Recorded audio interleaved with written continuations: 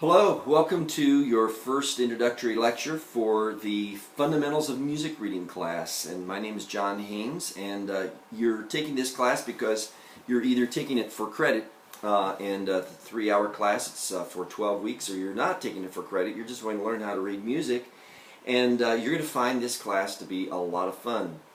Because I teach this class in the way I think languages should be taught. You know, have you ever learned or taken a language class and you spent a semester in there and you're memorizing charts and you're memorizing vocabulary and you're taking tests? You might even get an A in there, but by the time you get to the end of that first semester, maybe you can say happy birthday and what your name is, say the alphabet, count up to 10 or 20, and that's about it. People can go through 2 or 3 years of language studies before they can be very successful at conversing at all. And that's because a lot of languages and a lot of music reading classes are taught by doing all of the analysis first, all of the grammar and syntax and those kinds of things. And those are important down the road, but they're really not important as far as experiencing the language.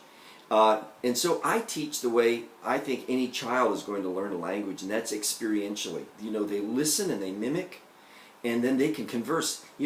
I saw one time where a child was translating for somebody, and I believe it was in Spanish, and they're doing a wonderful job translating between English and Spanish.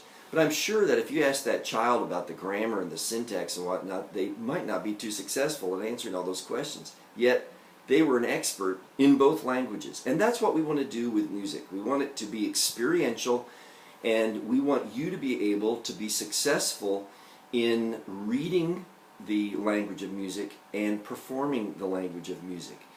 So if you like music but you can only fog a mirror and you don't know much about music reading, this class is for you. This class is specifically designed for people going into ministry, or for people who are in church music and they're volunteers and that kind of thing. You might be in a choir, or you might be a pastor, and you are having to lead music, or you're wanting to lead music in family devotions or whatever, and you have no background in music reading. This class is for you. And at the end of 12 weeks, if you do what I'm showing you here, you're going to be very successful at a couple of things. Number one, you're going to be able to read notes and apply them to a keyboard like this. Okay?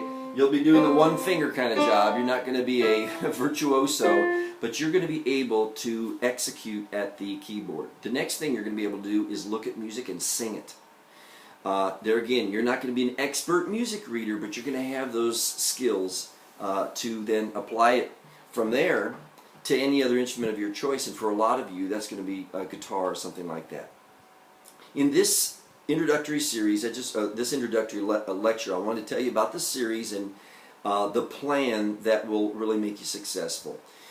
I'm looking here in my computer following the syllabus that I've given to you, and you're going to find that I've got it lined up so that you have daily exercises and a weekly project.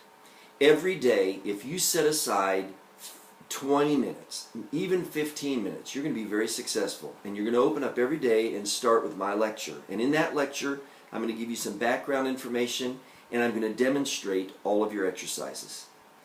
And in your exercises, you're going to have a memorization exercise where you're memorizing names of notes and that kind of thing. Basic things you'll have to learn. You're going to have a listening exercise where you're playing notes and where you're singing them back and you're listening to them.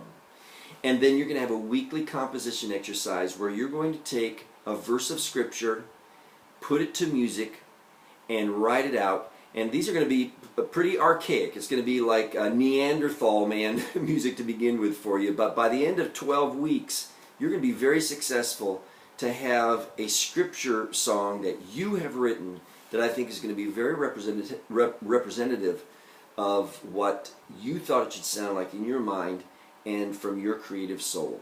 Blessings as you continue this. You can never bother me, so call me or write. I am more than happy to help you out.